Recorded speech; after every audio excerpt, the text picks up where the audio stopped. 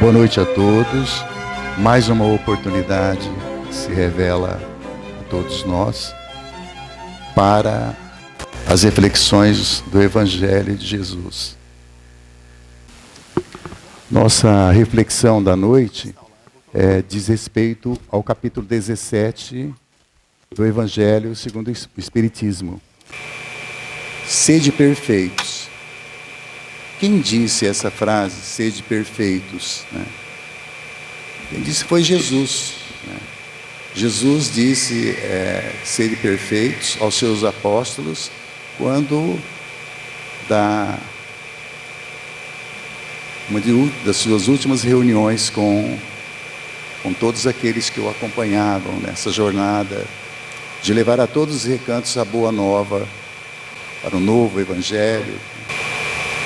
Deus nos criou simples e ignorantes, sabemos disso, E nos criou não para vivermos isolados, mas para que pudéssemos conviver, viver em sociedade. Somos seres gregários e, como tal, o Pai nos pede que nós tenhamos a capacidade de realizar as tarefas que nos competem aqui neste plano, que é um plano de provas e expiações, onde não há a felicidade plena, nós já sabemos disso, até porque é um campo de provações, tal qual o aluno na escola, submetido a provas, cá estamos nós, num convívio em sociedade, exatamente para que nós possamos demonstrar a nossa capacidade de superação de obstáculos, de verificação das nossas possibilidades, para que nós possamos, tal qual a criança na escola, subir um degrau a mais na escalada evolutiva do espírito. Por isso que estamos aqui integrando um grupo social, é por isso que estamos aqui integrando um grupo familiar, consanguíneo, temporário, para que nós possamos exercitar todos esses valores que Jesus nos ensinou. E dentre eles, a paciência, a compreensão, tolerância, a caridade. Por isso o tema hoje é bastante oportuno. Sede perfeitos. Como ser perfeito numa época de tanto antagonismo? Como ser perfeito diante de tantas dificuldades que nós verificamos? Uma sociedade em ebulição, como nós verificamos nesse momento, com uma série de situações que precisam ser clareadas, acalmadas. Talvez por isso que estejamos aqui, para que nós possamos, de alguma forma, exercitar o nosso trabalho sendo um instrumento do amor que Cristo veio nos ensinar. Cristo não veio nos ensinar caminhos de religião. Cristo não veio nos ensinar caminhos de agasalhar determinadas tarefas na nossa cabeça, ou pensamentos inadequados. Ele veio nos ensinar exclusivamente o amor ao próximo. E esse amor, ele preside todos os demais sentimentos que nós precisamos exercitar no dia a dia. Como disse, nos criou simples e ignorantes, seres gregários, para conviver em sociedade. E nos deu aquilo que talvez seja o maior tesouro que nós temos, que é o livre-arbítrio. Nós temos a liberdade de fazer escolhas, de buscar caminhos, e nós temos um roteiro. O roteiro foi aquele que ele nos deu, pelo exemplo clássico que nós já sabemos. Ele nos deu um roteiro, mas nos dotou também de liberdade, para que nós pudéssemos realizar a tarefa de enfrentamento ao materialismo que hoje nos cerca. E nós sabemos exatamente o que nos cerca.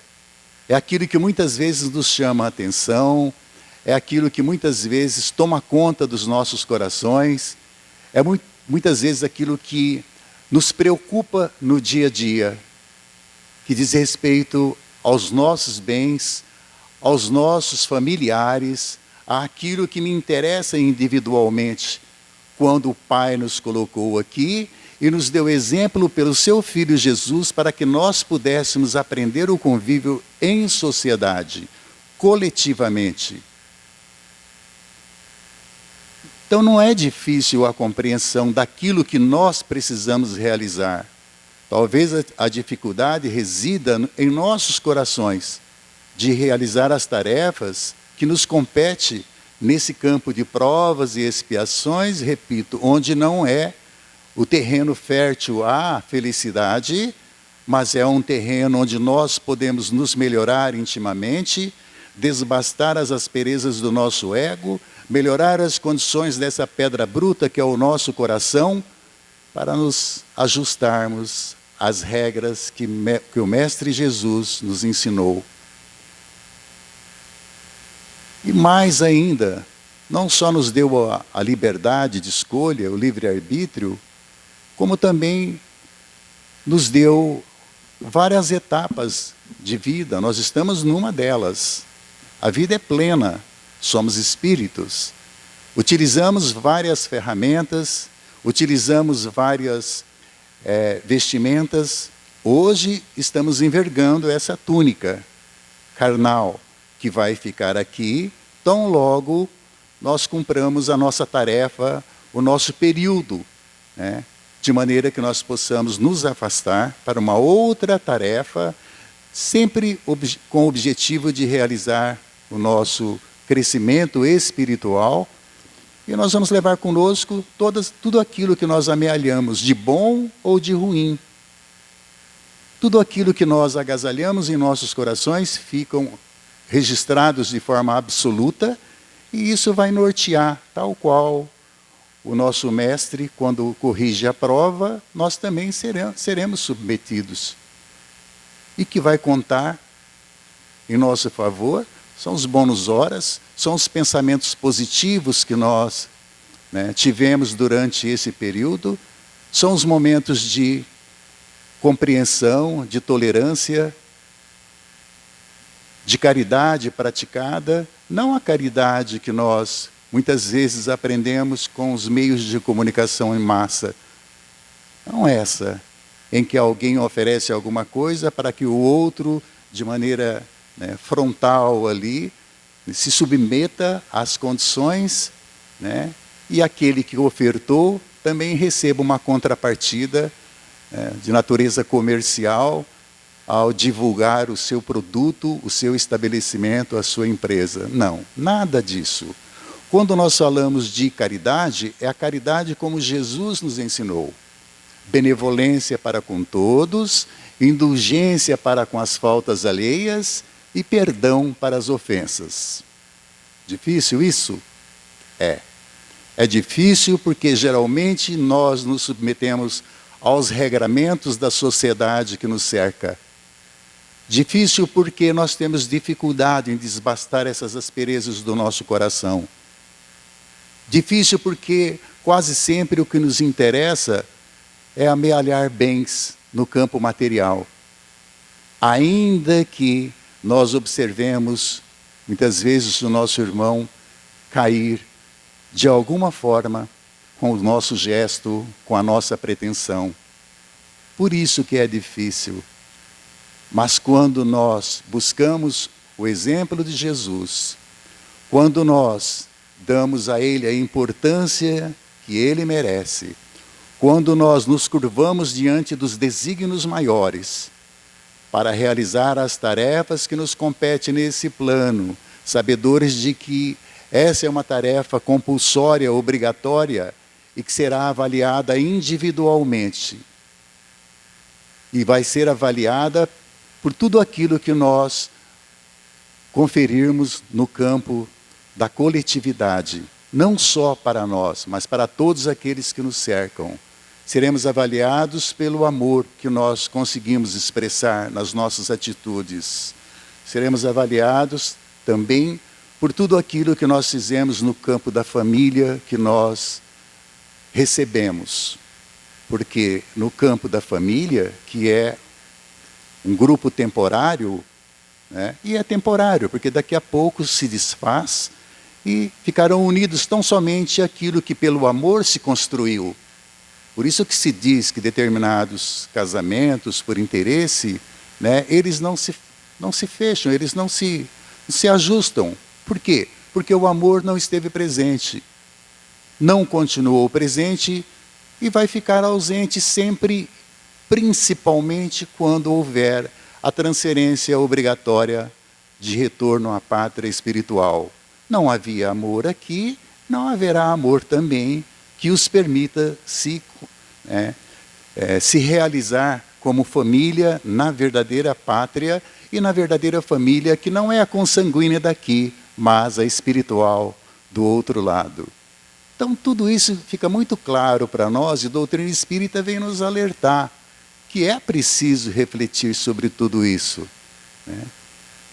E o Pai nos deu ainda inúmeras outras oportunidades, dentre elas a possibilidade de reencarnação, reencarnarmos numa outra oportunidade, né, num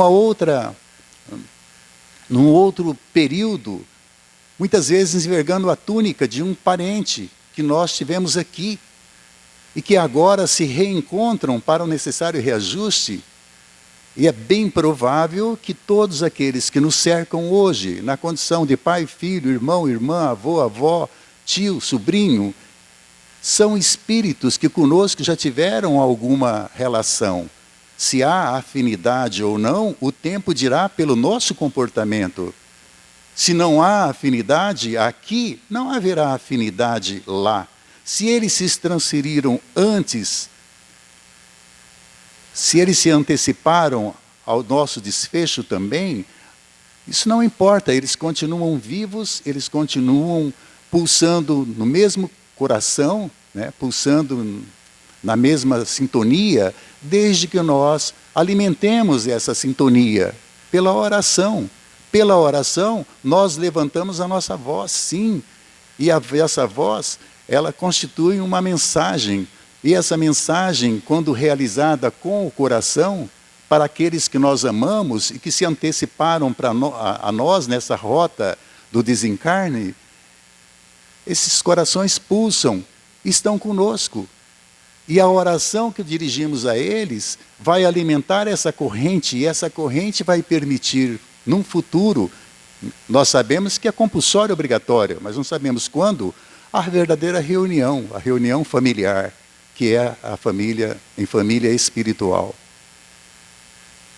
Então nós sabemos de tudo isso, né? Então Deus nos dotou dessa condição, não só de liberdade, mas potencializando a perfeição que existe em nós, porque nós temos várias oportunidades de realizar essas tarefas que nos competem. Agora, é preciso que nós tenhamos mérito. Não é possível nós vivermos eternamente dependendo da misericórdia divina. Ah, quando as coisas ficam difíceis, vamos orar, né? Não é só quando fica difícil, não. É preciso orar para agradecer. Agradecer pelo dia que tivemos. São 24 horas de oportunidades que nós temos no relacionamento com as pessoas que nos cercam, no convívio em sociedade, no nosso trabalho, no trânsito, onde muitas vezes nós não temos a paciência necessária. Se alguém comete uma infração ali, que nós observamos, de repente já levantamos a mão. Não raro um gesto inoportuno, quando nós também erramos, quando nós falhamos. Qual a expectativa que eu tenho quando cometo uma falha? É que eu seja perdoado ou que eu seja compreendido da mesma maneira que eu estou compreendendo quando eu encontro uma falha. Se o outro não repercute esse entendimento, eu já sei que eu vou responder pelos meus atos, não pelos atos do outro. Então eu tenho essa capacidade de compreender, eu tenho essa capacidade de discernir, de separar o joio do trigo, porque Deus me dotou de inteligência. Então não é justo que com todos esses valores, né, liberdade de compreensão, inteligência, possibilidade de discernir o bem do mal, a gente não consiga levar uma vida mais ou menos tranquila no convívio em sociedade, mais ou menos tranquila no convívio em família, na família temporária, consanguínea que nós temos aqui. Claro que nós não estamos falando que, né, com o desencarne de um familiar, as coisas terminam de forma alguma. Pelo contrário, as coisas continuam. Continuam se houver o alimento necessário a esse fortalecimento dos elos que nos ligaram aqui, no convívio em sociedade, neste plano. Se nós nos esquecemos deles, naturalmente que eles não vão esquecer de nós, mas naturalmente que isso vai provocar algum rompimento, alguma dificuldade no reencontro que o Pai nos promete. Até porque nos afastamos também temporariamente, do mesmo modo que envergamos essa túnica, temporária também que fica, essa oficina de trabalho que o Pai nos oferece como oportunidade ao Espírito para a sua elevação. Então, tudo isso são benesses que nós recebemos, a capacidade de potencializar a perfeição que existe em nós. Por isso que Jesus disse, sede perfeitos, como perfeito é o Pai que está nos céus. E pede, doutrina espírita vem nos orientar para que essas características possam ser potencializadas, sim. Como não? Se nós iniciamos ali pelo ensino, né, fundamental, né, depois básico, superior, temos sem número de oportunidades para melhorar nas nossas condições. A nossa capacidade criativa vai melhorando também, a nossa inteligência vai potencializando também. E não é possível que depois de de tanto sacrifício, de tantas lutas dos nossos pais, também sacrifícios nossos, às vezes a peso de lágrimas, nós não compreendamos o verdadeiro sentido da vida.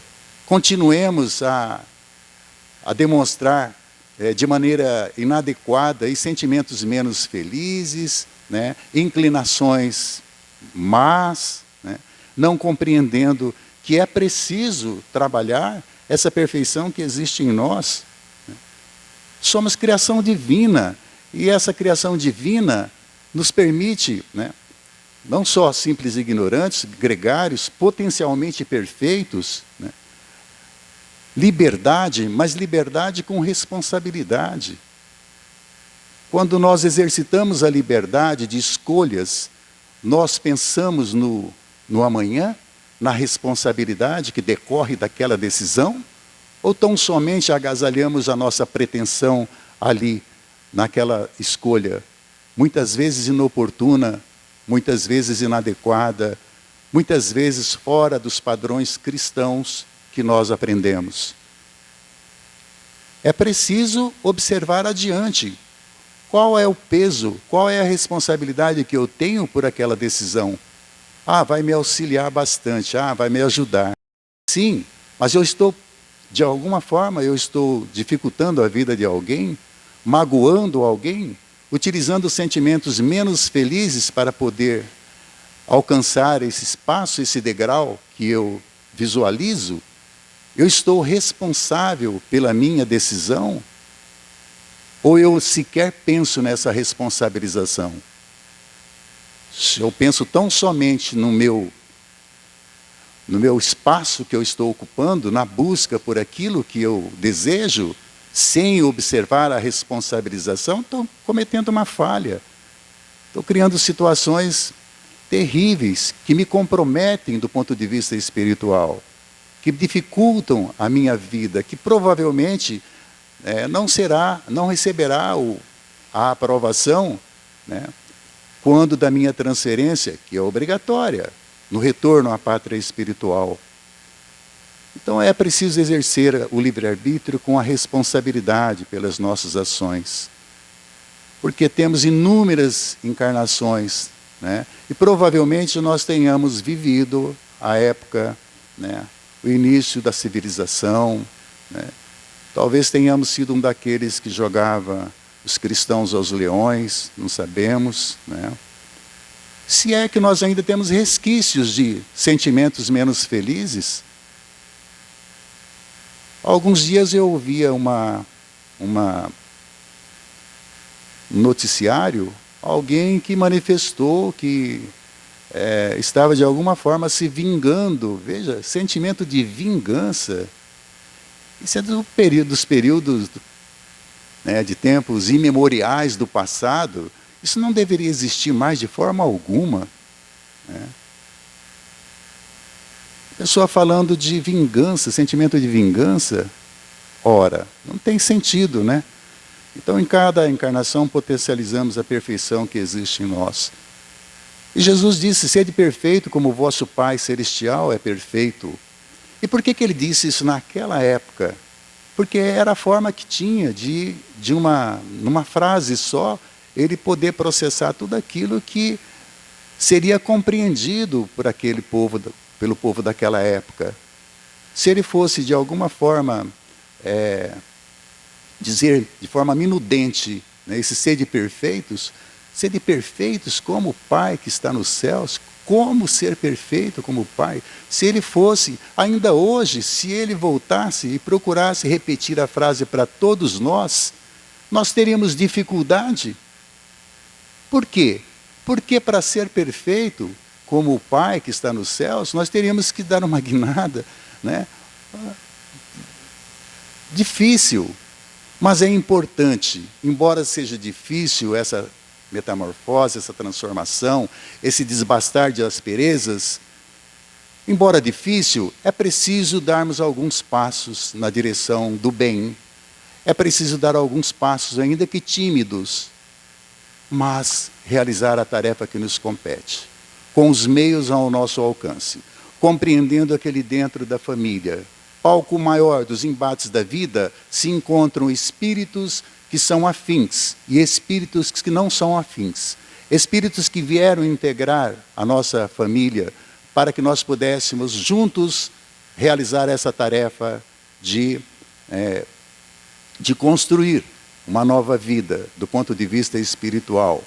Entender que no convívio em sociedade eu preciso realizar tarefas que auxiliem o conjunto da sociedade, não somente as minhas necessidades. Porque todas as vezes que eu penso só em mim, alguém é prejudicado. Então, que essa frase, sede perfeitos como o vosso Pai Celestial é perfeito, possa integrar nossa vida doravante.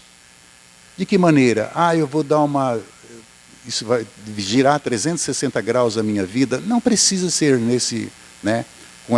de forma contundente, mas que nós possamos refletir melhor sobre aquilo que nos foi ensinado. Porque isso também, aos poucos, vai mudando a nossa caminhada. O convívio com os nossos familiares, quando bem compreendido, ele nos dá uma oportunidade santa de nos melhorarmos. Compreendendo aquele familiar que muitas vezes nós denominamos de familiar problemático, compreendendo melhor, nós vamos perceber que nós vamos criar um ambiente espiritualizante, mais saudável, um ambiente melhor dentro de nossa casa, pelo estágio de compreensão, pela tolerância que eu passo a ter, compreendendo que aquele familiar não é problemático, mas está ali dentro de uma necessidade que ele tem e que eu tenho também, de conjugar esforços para nos melhorarmos reciprocamente. Não é difícil compreender isso. O que é difícil é colocar em prática, porque entre o desejo de realizar essa tarefa e a prática, nós temos um abismo. E esse abismo é alimentado pelo orgulho, pelo egoísmo, que muitas vezes nos cerca. Essa é uma realidade que dói, mas que nós precisamos compreender.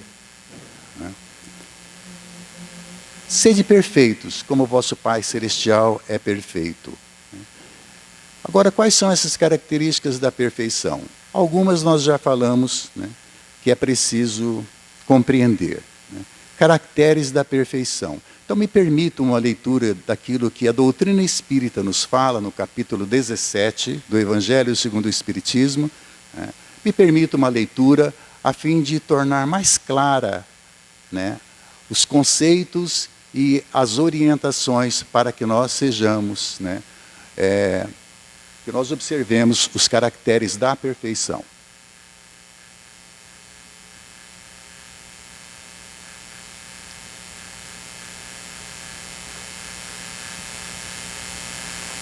capítulo 17, caracteres da perfeição. Então vamos lá. Talvez a gente se enquadre em todos os itens aqui e não saiba. Ou talvez a gente não se enquadre em nenhum deles também, né? Amai os vossos inimigos. Fazei o bem aos que vos odeiam e orai pelos que vos perseguem e caluniam. Porque se somente amardes os que vos amam, que recompensa tereis disso? Não fazem assim também os publicanos? Se unicamente saudardes os vossos irmãos, que fazeis com isso mais do que os outros? Não fazem os mesmos os pagãos? Sede, pois, vós outros perfeitos, como perfeito é o vosso Pai Celestial. Palavras de Jesus nos apontamentos de Mateus. Pois que Deus possui a perfeição infinita em todas as coisas. Esta proposição, sede perfeitos, como perfeito é o vosso Pai Celestial, tomada ao pé da letra, pressuporia a possibilidade de atingirmos a perfeição absoluta. Se à criatura fosse dado ser tão perfeita quanto o Criador, tornar-se-ia ela igual a este, o que é inadmissível. Os homens a quem Jesus falava não compreenderiam essa nuance, pelo que ele se limitou a lhes apresentar um modelo e a dizer-lhes que se esforçassem pelo alcançar. Aquelas palavras, portanto, devem entender-se no sentido da perfeição relativa, a de que a humanidade é suscetível e que mais se aproxima da divindade. E que consiste essa perfeição? Jesus o diz, em amarmos nossos inimigos, em fazermos o bem aos que nos odeiam, em orarmos pelos que nos perseguem. Não é complicado, né? Vejam que nós temos capacidade de compreender tudo isso que foi dito, né? Então, analisar essa perfeição contida na máxima evangélica, analisar de que maneira mais simples nós podemos fazer uma avaliação. Como analisar o imperativo dessa perfeição contida nessa máxima que Jesus disse? Talvez sobre uma palavra só. Caridade. Se nós agasalharmos essa palavra caridade em nossos corações e tivermos a capacidade de exteriorizar nas nossas atitudes a caridade que Jesus nos ensinou, qual é? Foi dito agora há pouco. Benevolência para com todos, indulgência para com as criaturas, com as faltas alheias, perdão para as ofensas. Se formos capazes de agasalhar tudo isso em nossos corações, nós vamos dar passos largos na direção do bem, na direção do homem perfeito. Isso é possível aperfeiçoar sempre? Sim. Do mesmo modo que a ferramenta do conhecimento precisa ser trabalhada constantemente. Do mesmo modo que a nossa capacidade de soerguimento, ela tem que ser trabalhada no dia a dia. E talvez seja essa a ferramenta principal que nós temos hoje, que é o conhecimento. Essa é a essência da perfeição humana. Caridade. Caridade para com o próximo. Caridade para com aqueles que nos odeiam. Caridade para com aqueles que de alguma forma não nos querem bem. Caridade para com aqueles que se anteciparam a nós na transformação do túmulo, para que eles possam receber essa carga de energia por meio da oração que nós direcionamos a eles, de maneira a alimentar o amor que construímos aqui, para que nós possamos nos reencontrar numa outra paragem, numa outra etapa, mas com sentimento renovado de amor. Podemos alcançar a perfeição divina? Foi dito que nós vamos alcançar a perfeição relativa, não a divina, mas quem dera que nós pudéssemos chegar a esse ponto da perfeição divina ou da perfeição relativa. Então é preciso que façamos essa observação conosco, né? Como analisar esse imperativo da perfeição, dessa máxima evangélica, por meio da caridade. Caridade de maneira absoluta, em todos os sentidos, aperfeiçoando sempre os nossos melhores sentimentos, cuidando na nossa casa mental para que pensamentos infelizes não possam pulular ali, que pensamentos bons possam ser o norte das nossas atitudes no dia a dia, para que a essência da perfeição se faça em nós por meio dessa caridade, de maneira que nós alcancemos a caridade ou a perfeição divina relativa.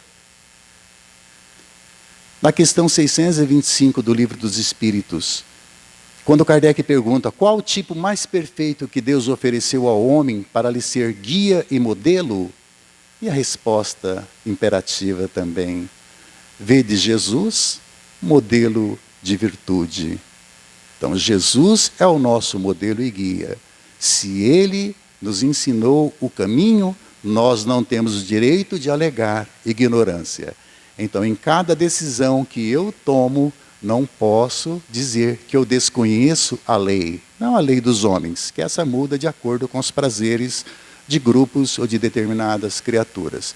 Mas a lei divina, que é uma lei natural, que não se derroga nem revoga, essa sim nós precisamos seguir, porque essa vai contar sim, para que nós tenhamos uma transferência compulsória leve, tranquila, serena, e depois uma morada na casa do Pai, uma das moradas na casa do Pai, que nós possamos ser agasalhados com amor, com benevolência, com tudo aquilo que nós ofertamos aqui, não como contrapartida, mas como a resultante daquilo que Jesus nos falou no Sermão da Montanha. Receberão misericórdia aqueles que ofertarem misericórdia. Bem-aventurados os mansos e pacíficos, bem-aventurados os humildes de coração. Então, todos esses ensinamentos precisam ser colocados em prática para que nós possamos viver essa essência, para que nós possamos oferecer essa essência da perfeição relativa que Ele nos promete. Então, essa essência é caridade na sua mais ampla acepção, porque a caridade implica na prática de todas as outras virtudes, principalmente essa: amai os vossos inimigos e orai pelos que vos perseguem. Tem dificuldade? Todos nós temos. Mas é preciso desbastar essas asperezas. É preciso vencer essas paixões. É preciso superar esses obstáculos. E nós temos capacidade, sim. Basta a nossa boa vontade. Então, esses imperativos da perfeição. Ouviste que foi dito: amarás o teu próximo e odiarás o teu inimigo. Isso na lei de Moisés. Mas chega Jesus e diz: não. Amar o próximo como a si mesmo. Ao invés de apedrejar a mulher adúltera, que atire a primeira pedra aquele que nunca pecou. No momento de pagar o tributo a César, dai a César o que é de César e a Deus o que é de Deus. Então, quando tentado, Jesus sempre soube, de maneira muito polida, sair fora das questões, sem ferir a lei divina e sem ferir a lei dos homens. Então, temos obrigações sociais, mas temos obrigações espirituais. E essa última vai valer muito quando da nossa transferência. No retorno compulsório à pátria espiritual, sem data prévia, sem aviso prévio. Eu, porém, vos digo: amai os vossos inimigos e orai pelos que vos perseguem. Porque o amor faz nascer o sol sobre maus e bons, faz chover sobre justos e injustos. De fato, nós percebemos no dia a dia que o sol contempla tanto os ímpios quanto os virtuosos. E virtude não é um benefício, não é algo característico de determinado grupo. Não é porque é espírita que é virtuoso, não. Talvez aqueles que subam aqui, talvez sejam os mais necessitados no campo das experiências, no campo do trabalho, para que possa resgatar compromissos, cumprir obrigações, para alçar um degrau a mais na escalada evolutiva. Tanto o sol quanto a chuva vêm para todos, porque todos nós somos iguais e somos filhos de Deus. Se isso é contemplado na lei dos homens de uma forma que não é aplicada, isso não importa nesse momento. O que importa é o que vai no nosso coração, porque tudo aquilo que nós fazemos fica registrado no perispírito, ou como queiro, na nossa consciência. E a consciência não mente de forma alguma. Então são ensinamentos que nós, simples, de fácil compreensão, que nós precisamos atender. A sede insaciável de perfeição que o Espírito experimenta constitui a prova de sua origem divina. Sim, são situações que nós precisamos compreender, que todos nós um dia seremos anjos, sim. A perfeição absoluta não, essa é do Pai, mas a perfeição relativa, sim. Nós precisamos perseguir esse desejo, né? O Espírito, em sua íntima natureza, é incompatível com o mal. O mal não foi criado pelo homem, né? Quando nasce uma criança, aquela inocência, aquela candura, toda aquela beleza que Deus nos permite, não traz consigo o mal. O mal é adquirido durante a convivência, por conta da ignorância ou das dificuldades que o homem tem, exercitando muitas vezes, ao invés do amor ao próximo que Jesus nos ensinou, exercitando o orgulho, o egoísmo, maior chaga que a humanidade tem.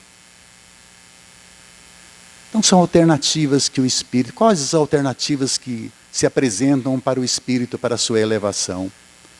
É uma alternativa única, a alternativa do amor incondicional, o amor por todas as criaturas, por aqueles que nos amam ou por aqueles que não nos amam, a oração por aqueles que nos fazem mal, o pensamento positivo, a asepsia mental para que a nossa casa possa estar sempre limpa, tranquila, serena, e que nós possamos, até o momento da nossa partida, repartir com outras pessoas todo esse bem, tudo aquilo que nos cerca de potencial que o Pai nos deu, no sentido de melhorar as nossas condições espirituais, entendendo que tudo aquilo que hoje nos preocupa de bens, eles ficarão, somos meros depositários desses bens, ninguém vai levar e nós sabemos disso. Agora, os valores do Espírito, esse nós sabemos que nós vamos levar, e eles servirão de balizamento para a nossa ascensão, para ocupar uma das casas do meu Pai, que está nos céus. Assim disse Jesus. Marchar impávido e radiante, de etapa em etapa, de vida em vida, né? Na continuidade da vida, de estágio em estágio, crescendo continuamente, até alcançar o sublime imperativo do maior expoente da verdade nesse mundo, o Mestre Jesus. Para encerrar, um trechinho bem curtinho daquilo que Jesus nos ofertou. Do livro Caminho, Verdade e Vida, psicografia daquele que é um modelo também para os tempos contemporâneos, Chico Xavier. Ele se reporta ao momento em que Jesus passou por aquela oportunidade de receber o beijo que o indicaria ao inimigo para que ele fosse apreendido. Ensejo ao bem. Jesus, porém, lhe disse: amigo, a que vieste? Então, aproximando-se, lançaram mão de Jesus e o prenderam. Apontamentos de Mateus. É significativo observar o otimismo do Mestre, prodigalizando oportunidades ao bem, até o fim de sua gloriosa missão de verdade e amor junto dos homens. Cientificara-se o Cristo com respeito ao desvio de Judas, comentara amorosamente o assunto na derradeira reunião mais íntima com os discípulos, não guardava qualquer dúvida relativamente aos suplícios que o esperavam. No entanto, aproximando-se, o cooperador transviado beija-o na face, identificando-o perante os verdugos, e o Mestre, com sublime serenidade, recebe-lhe a saudação, carinhosamente indaga: amigo, a que vieste? Seu coração misericordioso proporcionava ao discípulo inquieto o ensejo ao bem, até o derradeiro instante. Embora notasse Judas em companhia dos guardas que lhe efetuariam a prisão, dá-lhe o título de amigo. Não lhe retira a confiança do minuto primeiro, não o maldiz, não se entrega a queixas inúteis, não o recomenda à posteridade com acusações ou conceitos menos dignos.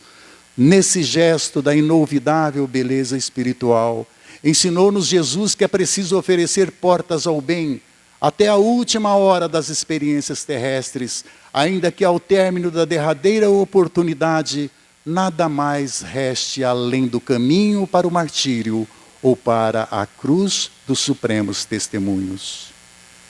Que Jesus nos abençoe e faça de cada um de nós um instrumento voltado para o amor e para a paz universal. Que assim seja.